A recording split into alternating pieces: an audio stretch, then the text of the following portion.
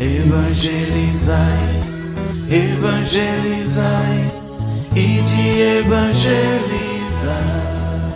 Seja bem-vindo ao sistema de evangelização Ide e Evangelizai, a voz de Deus no seu lar.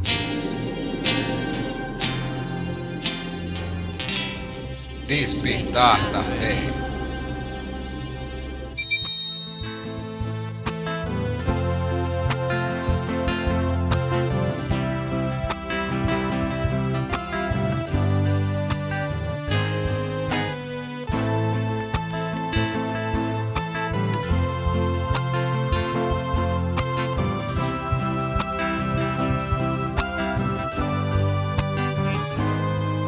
Enganosa é a graça e a beleza é passageira, mas a mulher que teme ao Senhor, esta será louvada.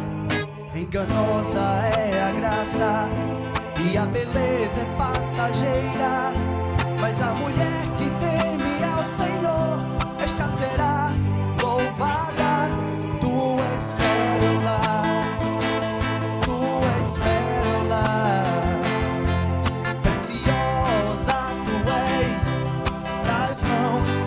Senhor,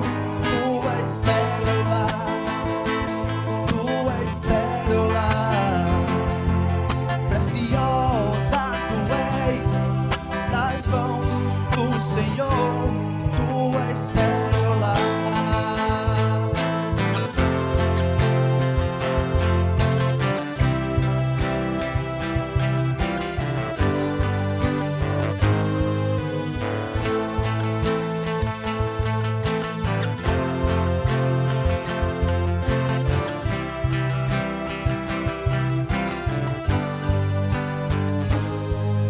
Enganosa é a graça e a beleza é passageira, mas a mulher que teme ao Senhor, esta será louvada. Enganosa é a graça e a beleza é passageira, mas a mulher que teme ao Senhor, esta será louvada. Tu és pérola, tu és pérola.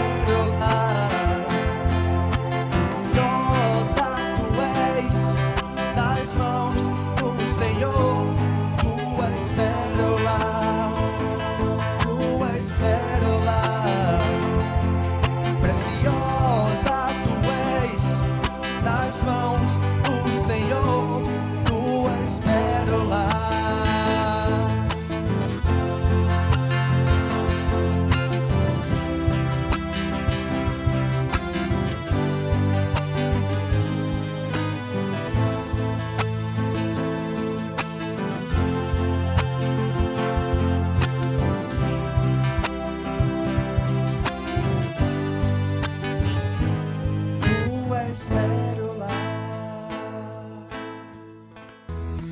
Evangelizai, evangelizai, ide evangelizar.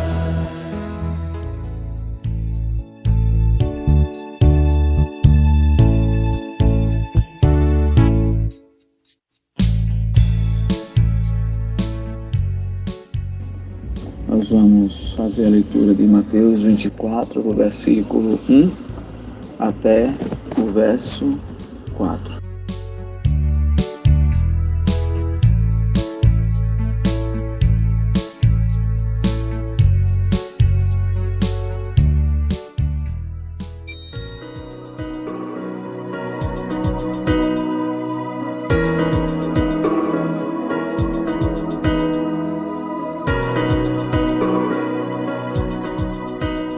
Ao sair do templo, os discípulos aproximaram-se de Jesus e fizeram-no apreciar as construções.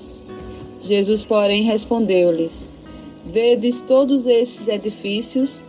Em verdade vos declaro, não ficará aqui pedra sobre pedra, tudo será destruído. Indo ele a sentar-se no Monte das Oliveiras, achegaram-se os discípulos e, estando a sós com ele, perguntaram-lhe: Quando acontecerá isso? E qual será o sinal de tua volta e do fim do mundo? Respondeu-lhe Jesus: Cuidai que ninguém vos seduza. Muitos virão em meu nome dizendo, sou eu, o Cristo, e os seduzirão a muitos. Palavra do Senhor. Graças a Deus.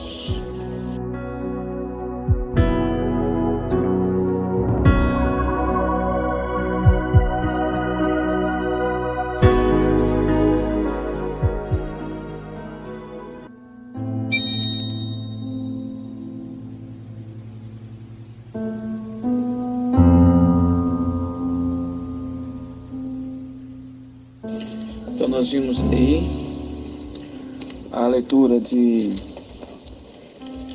Mateus 24, do versículo de 1 a 4, onde Jesus, ele fala, onde essa leitura vai nos falar a respeito da destruição ou da ruína do Templo de Jerusalém. O Templo de Jerusalém, todos nós sabemos, que é o marco principal para os cristãos. É o símbolo principal da presença de Deus para os cristãos e também para os judeus. Nós sabemos que o Templo de Jerusalém, quando Jesus, aí nessa leitura, contempla a construção, ele estava sendo reconstruído, porque há um tempo atrás ele tinha sido destruído. E ali estava mais uma vez sofrendo uma reforma, uma reconstrução. Os discípulos ali com Jesus vão passando e vão admirando as obras do templo, e dali convida também Jesus a contemplar. E Jesus para com eles para olhar aquela construção e diz: todas essas construções aí levantada por esses homens, essa maravilha que vocês estão vendo, eu vou dizer para vocês, disse Jesus, não ficará aí pedra sobre pedra, porque tudo vai ser derrubado, tudo vai ser destruído. Ora, Jesus ali, ele falava daquele templo, mas também ele falava do templo também, igreja, do templo que se refere ao homem também. O tema que nós vamos pregar no segundo encontro dos sentinelas, o tema principal vai ser esse, a ruína do templo de Jerusalém. Porque aquele templo ali, aquela construção ali, estavam construindo a igreja, ou seja, a casa de Deus. Não é verdade? Estavam construindo a casa de Deus. Eles estavam felizes porque aquele templo que há um pouco tempo foi destruído, agora estava sendo construído o local visível e palpável aonde os judeus poderiam entrar e ter um encontro com Deus naquele templo. Esse templo ele foi derrubado, ele foi destruído, conforme a profecia de Jesus no ano 70, no império de Tito. Tito foi e derrubou o templo. A construção, a queda do templo de Jerusalém se deu com muita tristeza, né? Porque o templo, como ele simbolizava a presença de Deus e também a casa, a morada de Deus aqui na terra, então os judeus ficaram se lamentando porque não tinha mais. A única coisa que sobrou do templo foi a muralha, da qual nós hoje chamamos e conhecemos como o Muro das Lamentações. Foi a única coisa que sobrou do templo. Mas vamos trazer isso da maneira seguinte para nós. A igreja hoje, no ponto de vista atual, traz a mesma imagem da igreja pentecostal em seu início?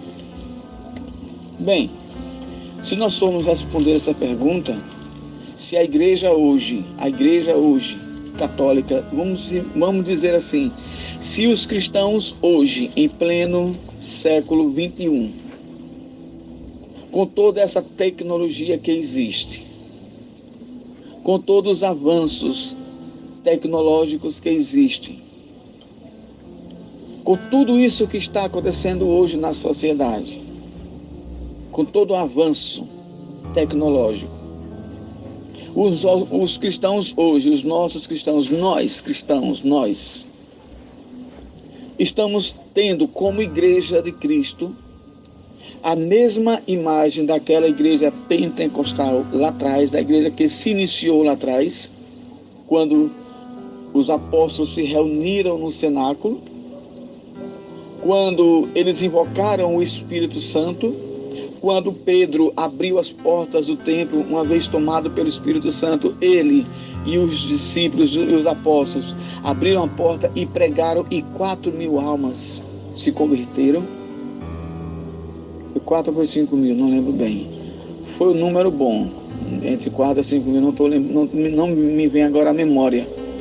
Mas foi um número bom de almas que se converteram. Nós podemos ver que a fé hoje não condiz a mesma fé dos cristãos lá atrás. Primeiro porque ao decorrer do tempo, os cristãos da atualidade, com tantas outras coisas que vão surgindo, com tantas coisas modernas e prazerosas que vão surgindo, e que o objetivo mesmo dessas coisas, de tudo que vai surgindo, o avanço da tecnologia, as coisas que vão acontecendo, existem tantos mecanismos hoje que vão afastando os cristãos de Deus e fazendo com que a igreja, o templo, né, ele não seja mais assim um ponto principal, um ponto vital, aonde a gente vá se encontrar com Deus, mas seja apenas um lugar de passatempo. A igreja hoje não é mais como a igreja de antiga. Não é mais como a igreja de outrora. Não é mais como a igreja dos tempos lá de trás. Porque a igreja hoje, ela quer tudo dentro de um modernismo. Lá atrás, os primeiros cristãos, né? O que eles tinham como força maior diante de tanta injustiça que acontecia com eles, para eles a maior justiça era Deus. Antes eles se apegavam mais a Deus. Naquele tempo não se tinha luz elétrica, era luz de candeeiro, era luz de lamparina. Naquele tempo não se tinha televisão, não se tinha celulares, não se tinha essas coisas que hoje nós temos, que ao invés de ajudar os cristãos na sua fé, só está confundindo ainda mais os cristãos na fé. Porque ao passo de que toda essa tecnologia avançou para o bem, ao passo de que poderia ter sido mais para o bem, somou ainda mais para a destruição, para o mal. A igreja hoje, ela se encontra como aquele templo de Jerusalém. Porque a igreja que nós bem sabemos, ela não é de fato muro de paredes. A igreja somos nós, é o povo. E o povo, ele se encontra abatido, ele se encontra derrubado, ele se encontra pressionado de todos os lados e de tudo quanto é lado, tanto por opção individual de cada um, como também por pressão da própria igreja. Não é isso? Por pressão da própria igreja. São poucos os que hoje, dentro da igreja, se mantêm em pé. São poucos os que hoje, dentro da igreja, se mantêm em pé. São poucos os que veem também a igreja ou o templo como o sinal e a presença de Deus, como o muro das lamentações. Isso é o sinal ainda e a presença de Deus, ou seja, a misericórdia visível de Deus ainda aqui na terra. São poucos os que veem dessa forma. Porque antigamente, aqueles que diziam bem assim, eu sou da igreja católica, ou eu sou cristão, ou eu sou padre, ou eu sou missionário, ou eu sou um evangelizador. As pessoas que se diziam isso antigamente, o que era apresentado desta maneira, essas pessoas elas eram respeitadas pelas autoridades, eram respeitadas pelos seus amigos, seus vizinhos, porque antigamente a fé tinha um valor. Antigamente a palavra de Deus tinha um valor. Aquele que evangelizava antes, ele era bem tratado por respeito da palavra, pelo conhecimento que se tinha a palavra de Deus. Hoje, por conta de tantos falsos exemplos, de tantos falsos testemunhos, dado até mesmo de dentro daqueles que pertencem à igreja, daqueles que estão dentro da igreja mesmo, então essa palavra de Deus não tem mais valor. Esse exemplo, esse mau exemplo, tirou o respeito dos cristãos. Isso é uma ruína. Isso é uma ruína da igreja de Cristo. Não são os de fora que estão arruinando a igreja. Também, sim, os poderes políticos que querem atacar a igreja, como foi o caso de Tito, que atacou os cristãos, e a forma de apagar, e a forma de demolir, destruir os cristãos e desanimar os cristãos, foi destruir justamente o centro aonde os judeus e os cristãos se reuniam, que era o templo de Jerusalém. Assim também o poder público hoje, a forma que eles têm de acabar com os cristãos é acabar com o centro de evangelização dos cristãos. E sabemos que, visivelmente, o centro de evangelização da qual reúne todos os cristãos são os templos. São os templos.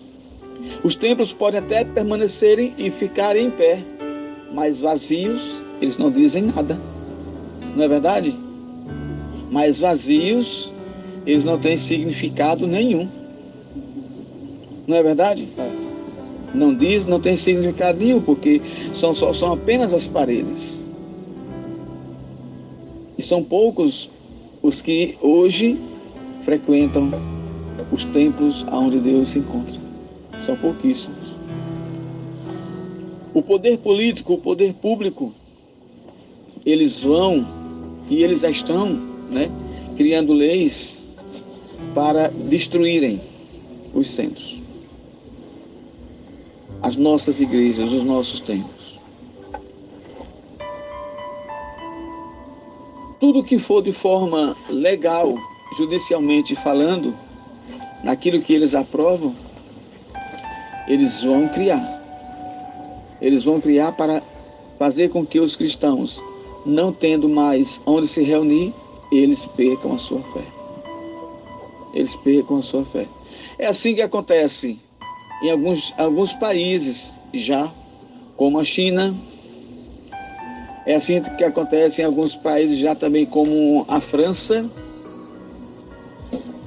a Alemanha, alguns países por aí, onde os cristãos já se encontram proibidos de se apresentarem como cristãos, de assumirem a sua fé. Alguns decretos que também já estão surgindo por conta dessa pandemia, A pandemia, decretos até mesmo concordados pelos nossos líderes religiosos, decretos como só pode agora frequentar o templo, entrar no templo, se forem vacinados com a segunda dose da Covid-19, contra a Covid-19. Se não tiver vacinado, não entra no templo. Isso é uma forma de esvaziamento do templo. Isso é uma forma de destruir o templo. Hoje, a igreja, lá atrás, o templo de Jerusalém. Então, isso é uma forma de destruição do templo. Agora, o mais triste de tudo, que nós sabemos e que estamos vendo, é que esse decreto é concordado pelos nossos líderes religiosos, bispos e padres. Agora, o mais curioso de tudo é o seguinte: será que isso não é já a profecia ou o ensaio para se colocar a profecia já em ação, a profecia bíblica, que ninguém comerá? Está no livro de Apocalipse. Que ninguém venderá e nem comprará. Ninguém circulará em lugar nenhum se não tiver o carimbo 666, o carimbo da besta.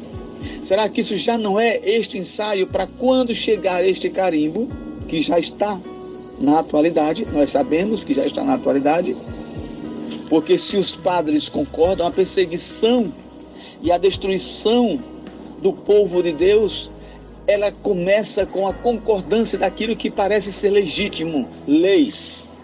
Daquilo que perante a lei vai se tornar de uma forma legal, legítima.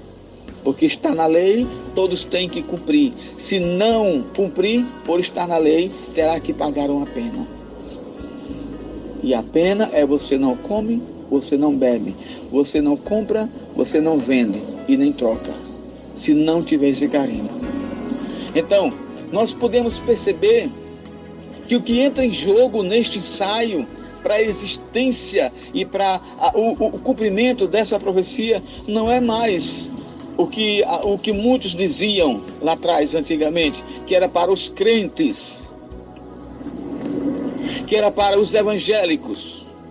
Mas crentes e evangélicos são todos aqueles que observam a palavra de Deus, porque acredita nela e está sempre em observância desta palavra. E evangélicos porque a palavra de Deus é o anúncio, é o evangelho. Então, se esse decreto já provém do Vaticano, aí nós podemos claramente observar de que lado o Vaticano está.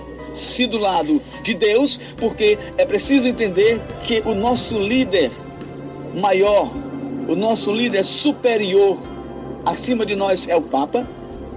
Na nossa paróquia, o nosso líder maior do que nós é o padre. Se o padre obedece à voz do Vaticano, que já segundo o Vaticano só se pode entrar pelo decreto do Papa, só se pode agora entrar na Praça de São Pedro para a visita do Vaticano se tiver o passaporte. Como é que é o nome? O passaporte sanitário, que é o passaporte que comprova a vacinação, que você está vacinado.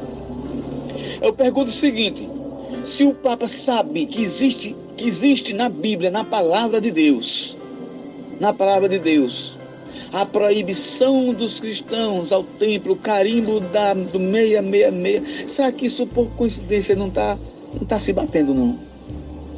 Ele sabendo disso, e por que ele aceita esse cumprimento do governo? Porque a Covid-19, essa doença, essa pandemia, todos nós sabemos que isso é apenas um ensaio. Isso é apenas um ensaio para poder, então, haver a perseguição aos cristãos. Ora, você não é obrigado a ter o carimbo. Você não é obrigado a se vacinar. Mas você não é obrigado. Mas também você não vai viver. Então, se você não vai viver, se você não vai ter direito a comprar, se você não vai ter direito a comer, se você não vai ter direito a ir para a igreja, se você não vai ter direito a nada, então você praticamente é obrigado a se vacinar. Outra vez eu perguntei a um amigo nosso, o pastor, um pastor de uma igreja evangélica, quando ele chegou na lojinha aqui, vocês sabem disso, na lojinha que nós vendíamos, que tínhamos, perguntei para ele se quando chegasse o tempo do carimbo, do 666, que não vai ser que nós sabemos que o número 666 é apenas uma metáfora, né? Não é o número em si na mão nem na testa, é apenas uma forma de dizer que todos agora já estão obedecendo, já estão, né, submissos àquilo que o poder público e a falsa religião quer, o anticristo quer, né? Agora todos estão submissos, é apenas uma forma de dizer, né? Então, se quando chegasse esse tempo, se o pastor iria aderir ao 666 ou se ele iria não obedecer. A resposta que esse pastor me deu, por incrível que pareça, um pastor da Assembleia de Deus, a resposta que ele me deu foi: ele não iria passar fome e também não ia aconselhar os seus fiéis a passarem fome. Teria que aderir. É triste, né, saber disso, né? É triste saber que um líder religioso, né, vai orientar os seus fiéis a se submeter a essa ordem. Irmãos, isso já existe dentro da igreja. Isso já existe. Como é que um líder religioso na nossa igreja sabe que isso está acontecendo? Sabe que isso é um controle? Está sabendo que isso é um controle, que isso não provém da vontade de Deus? E esse líder vai de concordância com aquilo que o governo, com aquilo que o Estado está decretando, com aquilo que sabemos que é um controle populacional, que é um controle mundial. Sabemos que isso está como ensaio, como decreto de um projeto chamado Nova Ordem Mundial.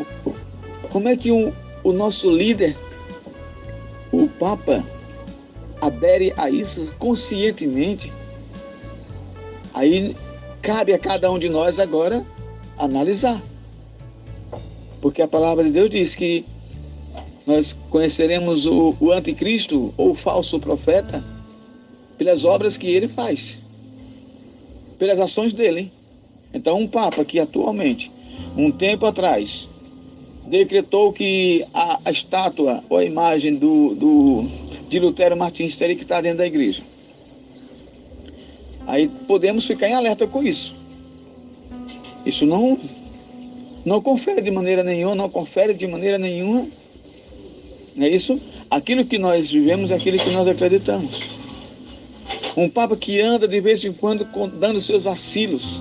Eu tenho tristeza, eu tenho até medo em estar falando dessa maneira, porque pertence à minha igreja. É verdade, pertence à minha igreja. Mas também não posso, porque pertence à minha igreja, ser cúmplice, né, ou ser negligente diante desses fatos que acontecem e por uma falsa obediência me calar. E aconselho também que ninguém se cale dentro de uma falsa obediência só porque a igreja diz que temos que ser obedientes. Obediente àquilo que de fato nos leva à santidade, mas aquilo que desafia a nossa inteligência. Eu estou vendo que está errado, nós estamos vendo que está errado, e silenciar isso não é obediência. Não existe obedecer ao mal. Não existe você ser obediente ao mal para poder agradar. Você tem que questionar o que é mal e obedecer o que é bom. Por uma questão de inteligência. Porque Maria mesmo, ela fez isso.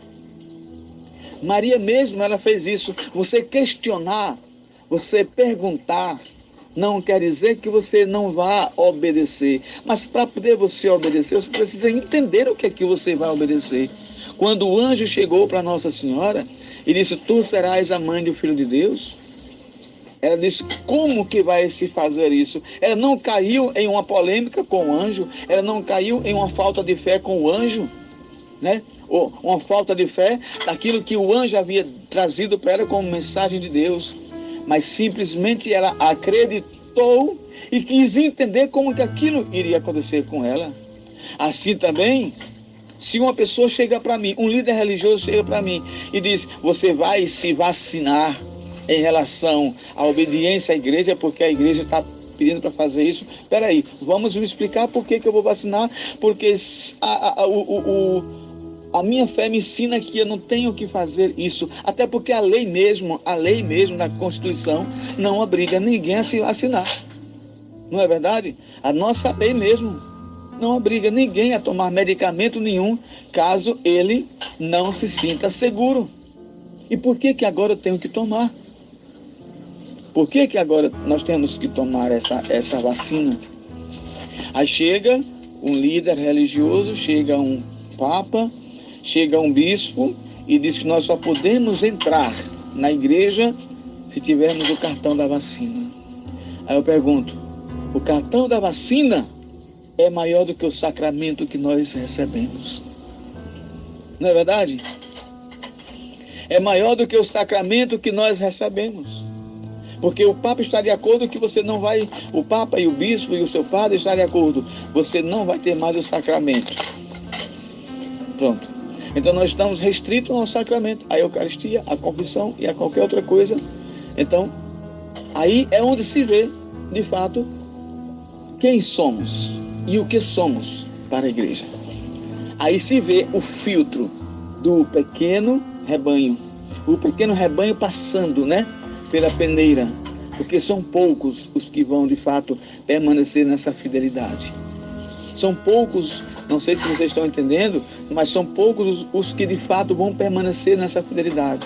Aqueles que não vão permanecer na fidelidade vão aderir. Eles é porque é o Papa que está mandando, é o Bispo que está mandando, é o Padre.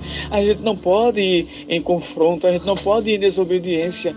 Pois é, meu irmão e minha irmã, por causa dessa chamada desobediência, poucos se salvaram. Pouquíssimos se salvaram por causa dessa chamada desobediência, da forma como eles entendem como desobediência. Não podemos esquecer que os santos foram santos, a maioria deles, porque foi a própria igreja que, com palavras bem diretas, desonraram a eles. Não é verdade? Quantos sofrimentos passou Santa Lúcia, Jacinta e Francisco? Não é verdade? E hoje para a igreja são pedras preciosas. Quanto sofrimento não passou Joana d'Arc? Quanto sofrimento não passou o Padre Pio? 50 anos de sofrimento, perseguição pela igreja. Não é verdade? Então, é por causa dessa chamada desobediência da atualidade, porque você questiona o que é certo e o que é errado, que esses desobedientes passam pela peneira para a santidade, para a vida eterna. E aqueles que são obedientes, como se dizem, de boas intenções, o inferno está cheio. O inferno está cheio. Aí, nós podemos ver aqui a pergunta: a igreja no ponto de vista atual, ela traz a mesma imagem da igreja pentecostal em seu início? A resposta é: não traz. É preciso voltar às bases, entender por que Pedro abriu as portas da igreja, entender por que Pedro anunciou de fato a forma como ele anunciou, entender por que mais de 5.000 pessoas se converteram naquela época. 3.000 pessoas. Eu falei que era 4, aí a minha esposa falou que era 5, agora falou que é 3, mas segunda palavra é 3.000. Pronto, número exato, 3.000 pessoas se converteram à igreja. E também o Pentecostes, né? Se converteram à igreja. Então, é importante entender isso. É importante perceber isso. E é importante perceber, hoje quando eu oro, eu sinto o Pentecostes em mim. O Pentecostes é essa força, é essa fé, é esse vigor que me anima para enfrentar esse espírito do próprio Deus, que me dá força e me dá vigor para eu enfrentar as lutas que vêm logo depois, as batalhas que vêm logo depois. O Pentecostes não é simplesmente o dom de língua, não é simplesmente o dom de profecia, não é simplesmente o dom de ciência, disso ou daquilo outro. Isso vem para nós como armas, como instrumentos para enfrentar as lutas que virão. E a igreja está para passar uma luta imensa, já estamos passando. A igreja católica, a igreja de Cristo lá na China, quem acompanha o noticiário, o verdadeiro noticiário, não o que hoje a imprensa aberta está divulgando, mas o verdadeiro noticiário, quem acompanha sabe o que a Igreja de Cristo sofre na China, sabe o que a Igreja de Cristo sofre nas mãos dos franceses, dos muçulmanos que estão lá na França, sabe o que a Igreja de Cristo está sofrendo em tudo quanto é canto, e sabe principalmente o que a Igreja de Cristo está sofrendo no Brasil por conta de padres falsos, padres dentro da igreja que receberam sacramento, mas que são falsos, leigos com 14, 15 anos sendo catequista, ensinando o que nem sabe, o que nem aprendeu da verdadeira igreja, ensinando o que acha, como tem que ser, segundo o pensamento deles, né? Isso, querendo ou não, é destruição da Igreja de Cristo, é destruição da Igreja de Cristo na atualidade, porque nós não podemos de maneira nenhuma, sabe, mantermos da maneira como a gente está se mantendo, não.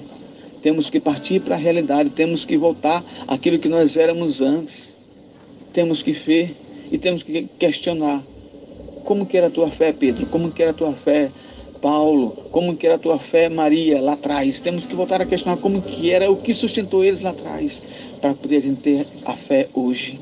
Quem dera ter a fé de Pedro, de Paulo, de João, de Tiago, né? A fé de Barnabé, a fé de todos os apóstolos e discípulos. Quem dera hoje eu ter essa fé para levantar essa igreja na atualidade. Louvado seja nosso Senhor Jesus Cristo. Para sempre seja louvado. Ave Maria, cheia de graça, o Senhor é convosco. Bendita sois vós entre as mulheres. Bendito é o fruto do vosso ventre, Jesus. Santa Maria, Mãe de Deus, rogai por nós, pecadores, agora e na hora de nossa morte. Amém. O Senhor esteja conosco. Ele está no meio de nós. O Deus Todo-Poderoso nos abençoe e nos proteja em nome do Pai, do Filho e do Espírito Santo. Amém.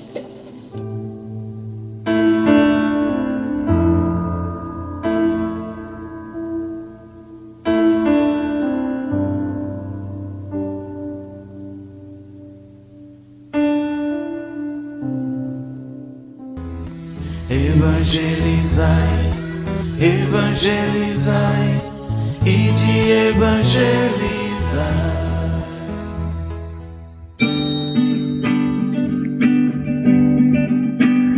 As riquezas deste mundo estão tentando tomar teu coração, e o pecado te envolve com sua sombra de maldade, consumindo sua alma com falsas esperanças e te afastando do verdadeiro Deus, te fazendo esquecer de seu grande amor. Não podeis servir a Deus e as riquezas, não podeis amar a Deus e ao pecado. Confia em Deus as tuas preocupações, entregue a Ele as tuas necessidades, e Ele então cuidará de vós.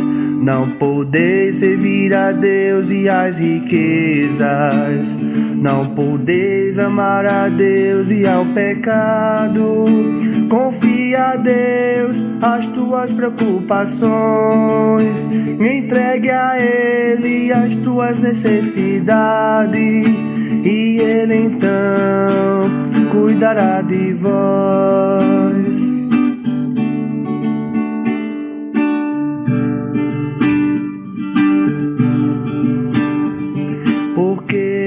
Preocupas com tua vida, se foi Deus que a criou? Porque te preocupas com o alimento, se Deus grande provedor? Observai as aves, não trabalham e nem se preocupam, e nem armazenam nada em seus celeiros, e mesmo assim Deus as alimenta. Não podeis servir a Deus e as riquezas, não podeis amar a Deus e ao pecado. Confia a Deus as tuas preocupações, entregue a Ele as tuas necessidades, e Ele então cuidará de vós. Não podeis servir a Deus e as riquezas, não podeis amar a Deus e ao pecado. Confia a Deus as tuas preocupações, entregue a Ele as tuas necessidades, e Ele então cuidará de vós.